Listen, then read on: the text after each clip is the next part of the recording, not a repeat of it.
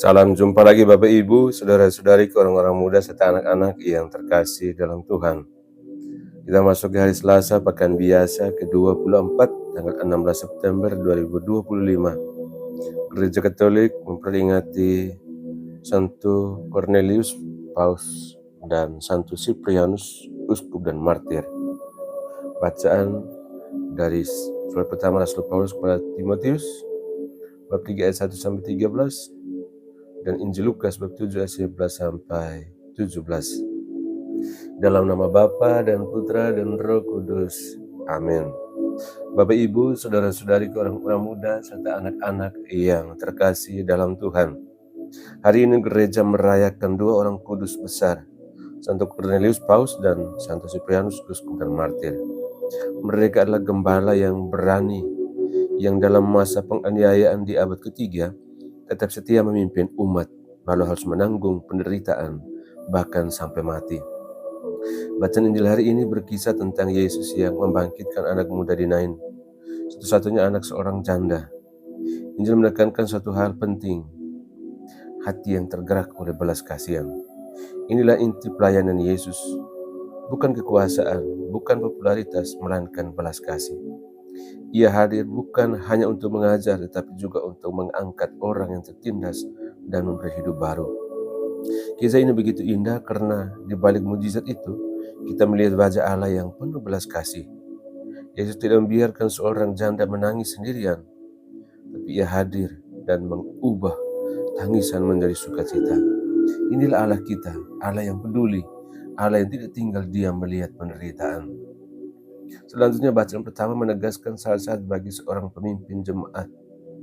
Paulus mengingatkan bahwa seorang gembala harus hidup tak bercacat, bijaksana, mampu mengajar, bukan pemabuk atau pemarah, tetapi ramah dan mampu mengendalikan diri. Singkatnya, pemimpin dalam gereja harus mencerminkan hati Kristus yang penuh kasih dan kesederhanaan. Santo Cornelius dan Santo Cyprianus adalah teladan nyata dari bacaan hari ini. Mereka tidak hanya memimpin dengan kata-kata, tetapi dengan hidup dan kesetiaan mereka. Cornelius memimpin gereja di Roma dalam masa sulit, tetap memelihara persatuan umat. Cyprianus sebagai uskup Kartago meneguhkan umatnya agar tidak takut menghadapi ancaman, karena Kristus sudah menang atas maut. Keduanya akhirnya menjadi martir, saksi kasih Kristus yang rela memberikan hidupnya bagi kawanan domba. Saudara-saudariku yang terkasih dalam Tuhan, pesan bagi kita hari ini jelas. Kita semua, entah pemimpin dalam gereja, dalam keluarga atau lingkungan masyarakat, dipanggil untuk memimpin dengan kasih yang konkret, bukan dengan kuasa atau ego. Dalam menghadapi penderitaan, mari belajar dari Yesus yang hatinya tergerak oleh belas kasihan, dan dari Cornelius serta Cyprianus yang berani setia sampai akhir. Jika hati kita tergerak oleh belas kasih, dunia di sekitar kita pasti akan berubah, karena kasih yang tulus tidak pernah sia-sia.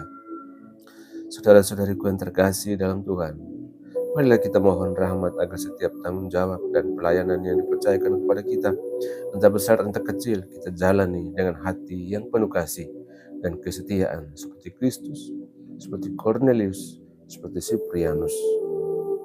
Santo Cornelius dan Santo Cyprianus, doakanlah kami agar berani setia sampai akhir. Amin. Tuhan bersamamu. Semoga kita sekalian, semua mereka yang kita kenangkan dalam doa-doa kita, dan usaha-usaha kita senantiasa dilindungi, dibimbing dan diberkati oleh Allah yang Maha Kuasa, Bapa dan Putra dan Roh Kudus. Amin.